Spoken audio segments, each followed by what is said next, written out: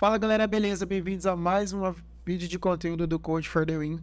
E nesse vídeo a gente vai ver de maneira geral como que o GraphQL funciona, para que a gente consiga nas próximas aulas de conteúdo, começar o desenvolvimento da nossa aplicação e conhecer os conceitos teóricos na prática, para não ficar muito chato e muito cansativo todo esse módulo, beleza? Então, deixa eu apresentar aqui para vocês, fazer um disclaimer aqui. Vocês não precisam copiar nada, só que não precisam também ficarem preocupados na explicação dos detalhes. Eu quero dar um overview geral aqui de como que o GraphQL funciona e de como ele faz esse transporte de dados entre cliente e servidor, beleza? Então vamos lá. Eu criei um projetinho aqui, eu criei um monorepo com dois packages, um client e um server, um cliente e um servidor. Beleza? E isso aqui vai fazer paralelo lá com a primeira aula em que eu mostrei aquela imagem onde a gente tem o cliente, a gente tem o servidor, e o nosso servidor é agnóstico à fonte de dados, então você só manda a nossa consulta, a consulta chega, o servidor lê, interpreta, entende e devolve o resultado para o nosso cliente. Deixa eu mostrar aqui então para vocês. Eu dei o nome de GraphQL, criei aqui o monorepo usando o workspace do Yarn. E aqui eu criei dois scripts para startar o nosso client e para startar o nosso server. Vamos startar aqui o nosso server, beleza? Ele dá um yarn workspace in server run start. Isso aqui basicamente tá falando, cara, eu quero que você executa o script, eu quero que você executa o script start lá da nossa pastinha server. Então vamos abrir aqui e eu já vou explicar aqui para vocês.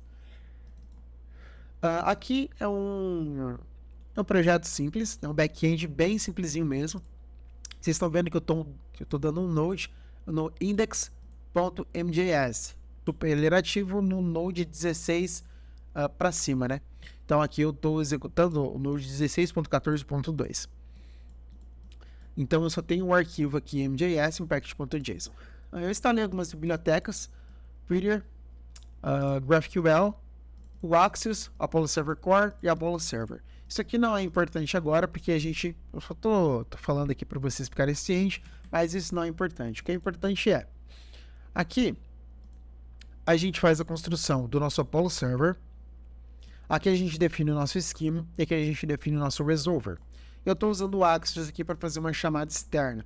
E aqui a gente está dando um listen no nosso servidor, e ele loga para a gente aqui que o server está executando na porta 4000.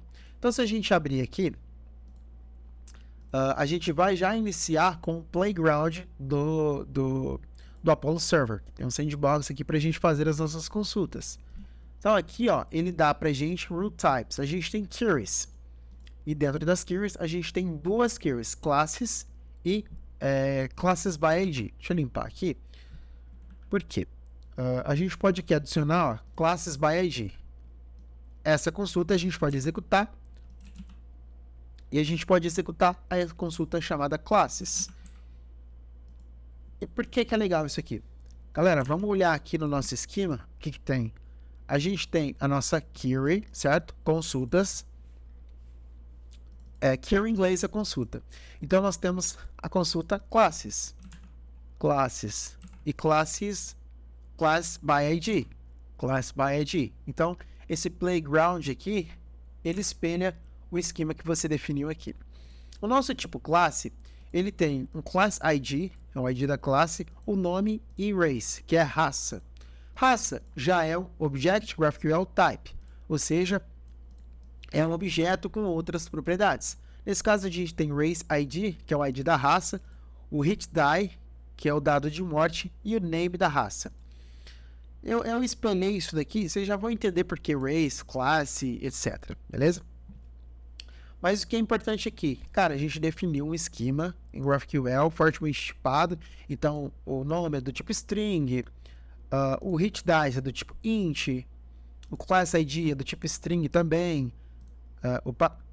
Class ID aqui é do tipo ID, beleza? Race ID aqui é ID, o class ID. A gente está fazendo uma consulta que recebe parâmetro, esse parâmetro é obrigatório, e o retorno é uma classe, e aí por diante. Não se preocupe em detalhes a gente está dando um overview geral. Cara, a gente tem um tipo classe, a gente tem um tipo raça.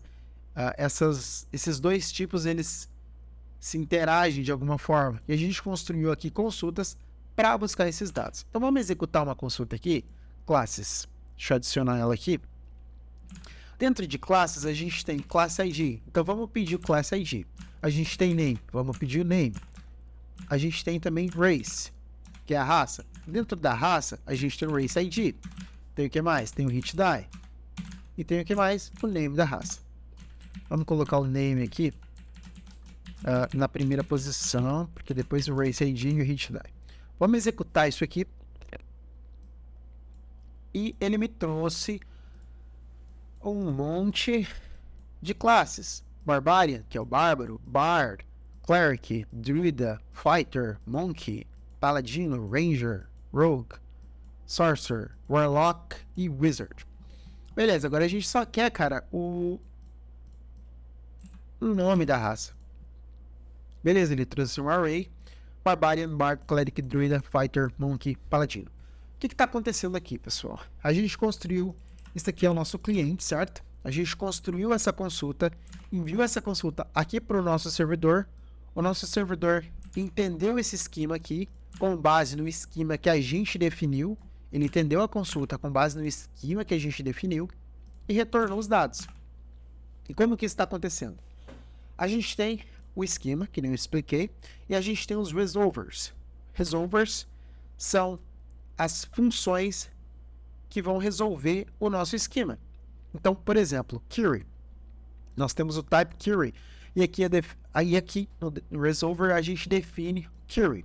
Query a gente tem classes e class by ID. Classes e class by ID, que são funções. E essas funções retornam alguma coisa. Beleza? Eu já vou explicar a lógica aqui. O importante é que vocês entendam de maneira geral o que está acontecendo. Nós temos também o tipo class. Tipo class é esse cara aqui. E o class tem race. Race, esse cara aqui. Beleza. Vamos lá. Vamos por partes agora e explicar classes aqui. Classes, o que está fazendo? Eu estou chamando essa função classes collection e dando um find. Então, esse pedacinho de código aqui está me retornando todas as classes. Tudo isso daqui. Então, deixa eu entrar em classes collections para vocês verem. E eu estou usando o find, correto? Dentro do find, o que eu faço? Eu faço um access.get lá no endpoint. Então, se a gente pegar essa URL e colar, beleza, é um get simples e ele me retorna todas as classes aqui da nossa API. Opa. É isso que eu estou fazendo aqui. Eu estou fazendo um get, pegando response, response.data.result, e eu estou fazendo um map. Por quê? Porque, se você notar bem aqui, ó, ele retorna index, name e URL. Mas, no nosso esquema, a gente está falando que class tem name e class ID. O class ID aqui é o index. Quer ver? Se a gente pedir aqui o class ID, ele vai retornar para a gente o index, que é esse cara aqui. Opa. Que é esse cara aqui. Então, o que a gente está fazendo aqui? Um map. Pegando o index e colocando na propriedade class ID. É simplesmente isso. E por que eu estou fazendo isso? Porque foi definido no meu esquema que o ID se chama class ID e não o index. Simplesmente isso. E ele retorna para a gente. Ele vai retornar para cá. E aqui o GraphQL já sabe o que fazer e ele vai retornar para o nosso cliente os dados que a gente solicitou. Agora vamos executar. Eu não terminei a explicação aqui, mas para a gente conectar os pontos, vamos executar o nosso cliente. Vamos dar um start no nosso cliente. Ele vai rodar uma aplicação React e vai renderizar para a gente uma lista com as classes, a raça e o ponto de vida. Hit time, beleza? Então vamos mostrar para vocês o que está acontecendo lá no client. Client, a pastinha src app.js. O que a gente está fazendo aqui? A gente está construindo uma consulta muito semelhante a essa daqui, ok? Ó, vamos copiar isso daqui, colar aqui e executar. Ele vai me retornar todos os dados que tá na nossa tela aqui. Então, a única coisa que eu fiz é eu vim aqui, peguei, copiei, colei aqui, formatei e beleza, essa é a nossa consulta. Essa nossa consulta, ela é encapsulada, a gente usa um hook do Apollo Client. Vocês não precisam se preocupar com o que é Apollo Client nem Apollo Server, isso vai ser explicado em mais detalhes para frente. Mas basicamente é um framework que facilita a gente fazer as consultas para o nosso back-end. Então a gente vai utilizar um hook chamado useQuery. A gente só precisa fazer isso daqui e essa funçãozinha ela vai saber que ela tem que pegar essa consulta, enviar para o servidor, vai retornar os dados e ele vai saber como tratar isso. Então esse hook ele retorna para a gente algumas coisinhas. É o loading, ou seja, a consulta ainda está sendo feita, error, houve algum erro ao processar essa consulta e data é os dados dessa consulta. Então a gente pode dar um console.log no data, beleza? E ele retorna para a gente um object com classes e em cada posição tem as informações que a gente está vendo aqui no nosso playground. Então é muito simples de se usar o GraphQL aqui no nosso cliente, sem muitos